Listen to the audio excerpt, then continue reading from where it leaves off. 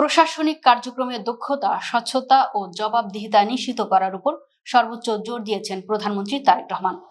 দুর্নীতির বিরুদ্ধে zero tolerance নীতি অনুসরণ করে প্রতিরোধ ও দমনমূলক ব্যবস্থা নিতে মাঠ প্রশাসনকে নির্দেশ দিয়েছেন তিনি। বুধবার 10 জুন বিকেলে জাতীয় সংসদের বাজেট অধিবেশনের চতুর্থ দিনে লিখিত প্রশ্নোত্তর পর্বে প্রধানমন্ত্রী একথা বলেন। অধিবেশনে সভাপতিত্ব করেন স্পিকার হাফিজউদ্দিন আহমেদ বীর বিক্রম। সংসদে কুমিল্লা 9 আসনের সংসদ সদস্য আবুল কালামের এক প্রশ্নের জবাবে প্রধানমন্ত্রী এসব কথা জানান। সংসদ সদস্য আবুল কালাম তার প্রশ্নে জানতে চান, সম্প্রতি জেলা প্রশাসক সম্মেলনে দুর্নীতি ও প্রশাসনিক স্বচ্ছতার ব্যাপারে কড়া সতর্কবার্তা সহ জনস্বার্থে অনেকগুলো নির্দেশনা প্রদান করা হয়েছে।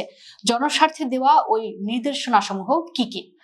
জবাবে প্রধানমন্ত্রী তারেক রহমান বলেন, মাঠ প্রশাসনকে দেওয়া অন্যান্য নির্দেশনার কথা তুলে ধরে প্রধানমন্ত্রী বলেন, দুর্নীতির বিরুদ্ধে জিরো টলারেন্স নীতি অনুসরণপূর্বক প্রতিরোধমূলক ও দমনমূলক ব্যবস্থা গ্রহণ করতে হবে।